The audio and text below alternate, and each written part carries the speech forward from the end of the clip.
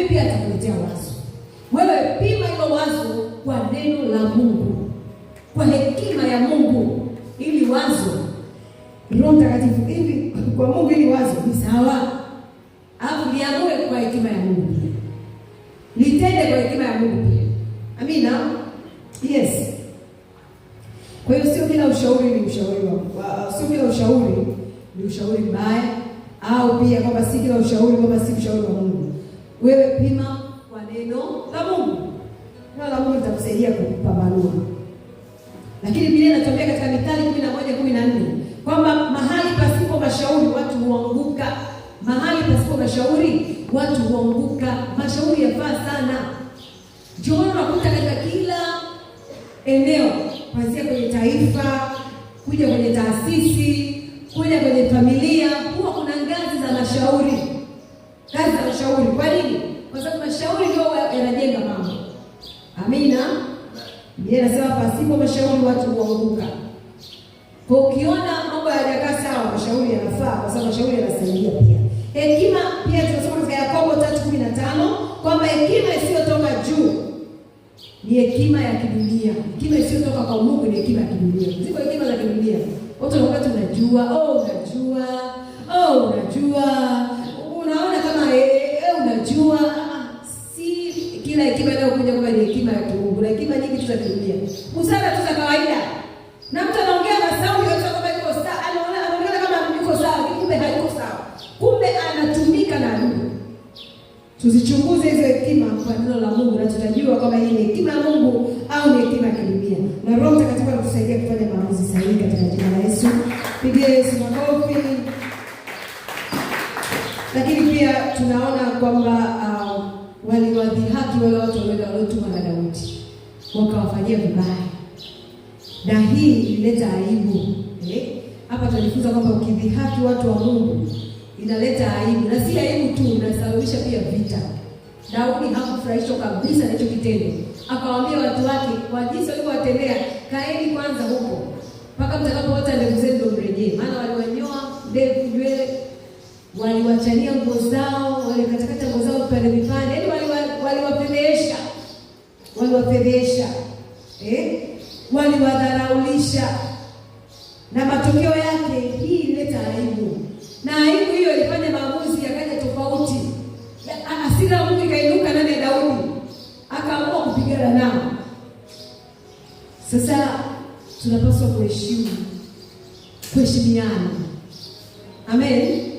Kuheshimiana, wakubwa kwa wakubwa, wakubwa kwa wadogo, wenye mamlaka na wasiokuwa na mamlaka, viongozi na wanaoongozwa, wote tunapaswa kuheshimiana. Yaani kuheshimu tu mtu, kila mtu anastahili kupewa heshima yake.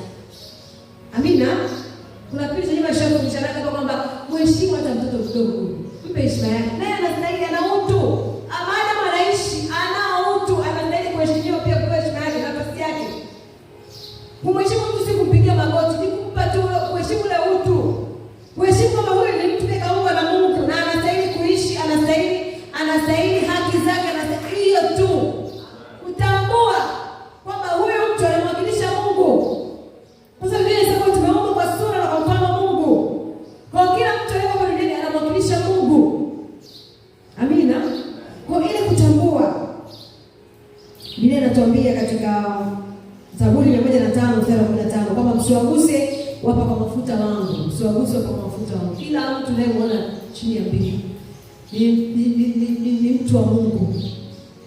Ni mtu wa Mungu. Na zaidi sana akiwa ameokoka ndo kabisa yani. Ni taifa takatifu la Mungu. Ni mteule wa Mungu. The chosen generation. Amechaguliwa na Mungu. Mpe heshima yake. Amen. Mpe heshima yake. Anastahili. Kama ni mama, kama ni dada, kama ni kaka, kama ni baba, kama ni mtoto, kazini huko kwa watu na waongoza, kila mtu apewe heshima yake kadri anavyostahili. Usifanyie mtu ile ambayo wewe utapenda kufanyia. Amina. Yes. Kama wewe mwenyewe nafasi, jiulize hivi, ingekuwa ni mimi nafanyiwa hivi. Kama wale wadharaulisha hao. Ningekuwa ni mimi nadharauliwa hivi. Nimetendewa kama hivi. Nimewekwa uchi, nimenyolewa wakati sitaki kunyolewa. Zamani shuleni ulikuwa ukiwa umekaa na maneno yako amechakachakao ya chani,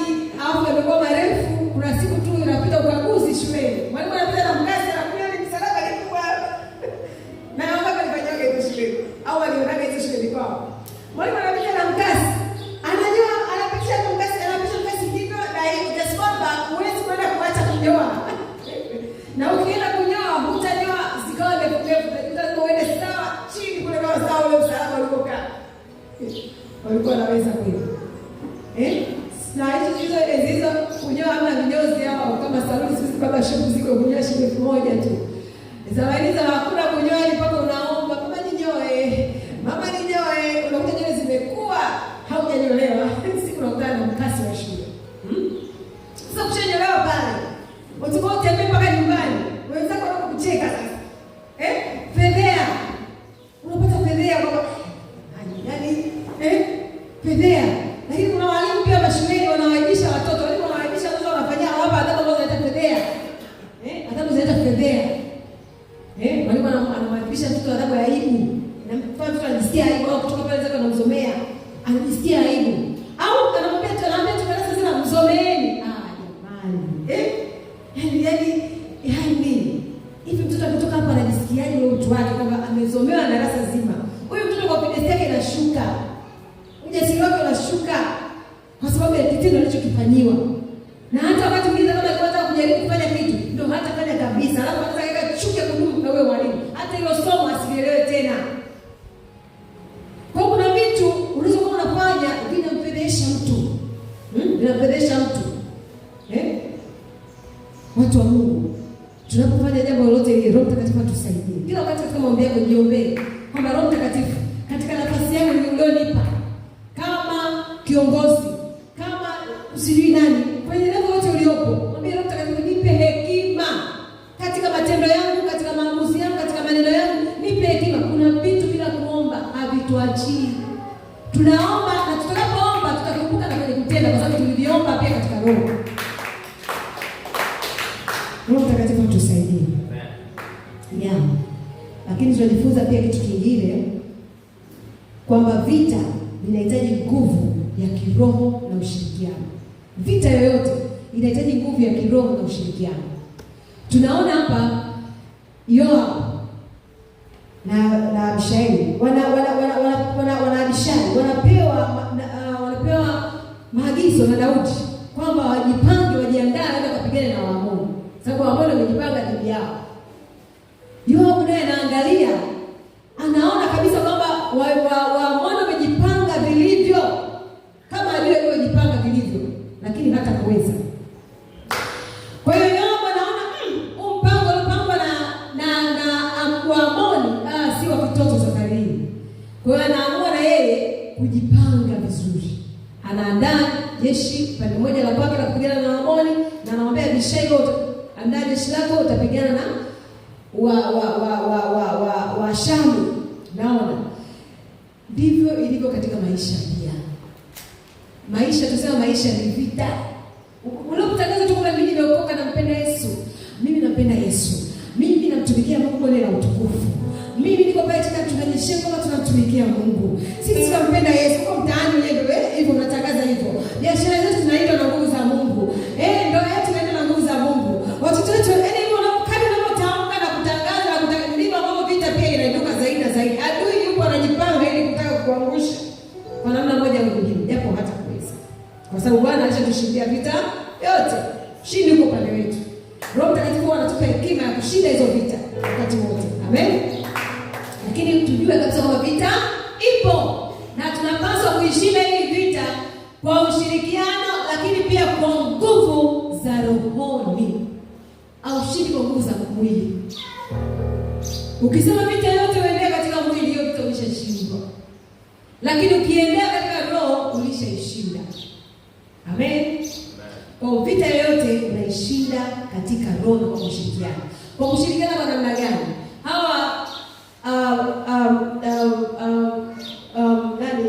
majemadari wa Daudi walishirikiana kwa pamoja. Walijipanga katika mikakati na utaratibu wa kijeshi waweze kushinda vita yao. Lakini sisi katika maisha ya kila siku tunapaswa kushirikiana. Ikiwa ni kwenye biashara, mnashirikiana kama unapata wako wa biashara. Ikiwa ni kwenye familia, mnashirikiana kama wanafamilia, wanandoa. Kama hivi katika taasisi hapa tunashirikiana, viongozi tunashirikiana. Kama ni kwenye idara ya wanawake tunashirikiana, wanawake tunashirikiana. Kama ni vijana na tunashirikiana katika kupanga mikakati, lakini pia katika kuomba kushinda vita zetu. Kwa namna hiyo ndipo tunaposhinda. Kama tunapokuwa na tukio mahali hapa, tunaweka maombi ya mnyororo, tunaweka mikakati, mipango, sisi vitu gani. Kwa nini? Tunajiandaa katika roho na tunajiandaa katika mwili pia. Ndivyo hivyo hata katika maisha yetu. Tunataka tujipange katika roho na tujipange katika mwili pia. Kwa sababu vita yote inashindana kwa ushirikiano na katika nguvu za roho. Pigie Yesu makofi. Na kuona ukishinda katika vita yote. Hakuna vita itakayoinuka kama hautaiona. Roho Mtakatifu atakusaidia, atakupa namna, mikakati, strategies za kushinda, na utashinda katika jina la Yesu Kristo wa Nazareti aliye hai. Amen. Kwa hiyo ushindi wetu unatokana na umoja, maombi, lakini pia ujasiri na kusimama katika silaha ya neno la Mungu. Nasema kama vita yetu ina nguvu katika Mungu. Silaha za vita vyetu zina nguvu katika Mungu. Si katika damu wala katika nyama, zina nguvu katika Mungu. Kwamba tusimame tukiwa tumejipanga na kujivika silaha za vita. Silaha za vita ni nini? Anasema ni imani. Imani ni maombi katika Roho Mtakatifu, ni wokovu, ni neno, upanga ukatao kuwili. Hizo ndio silaha mtu wa Mungu. Silaha si ujuzi, sijui mbinu, sijui nini, utafanyaje? Utakuwaje? Kwani vipi? Kwaje? Hizo sio silaha. Wewe ni Swahili tu. Tunashinda katika nguvu za Roho. Na vita ipo mtu wa Mungu. Kama unapopanda katika mafanikio, kama unafanikiwa kiroho, kimwili, ndipo Mungu vita yako inaongezeka. Hatua yote unayohitaji ya mafanikio, jiandae pia kwa vita kuu. Amina. Jiandae kwa vita kuu pia. Kila unataka kupandishwa, kupanda katika hatua fulani ya mafanikio, adui naye anajipanga kutaka kuangusha. Na ndio vita zenyewe hizo. Lakini Biblia inasema kwamba tunashinda na zaidi ya kushinda kwake yeye atutiaye nguvu. Hiyo ndio fungu lako katika Biblia. Nikimalizia, tunahitaji kuwa na ujasiri katika vita. Na ujasiri wetu ndio unaonyesha kwamba tuna imani kwa Mungu.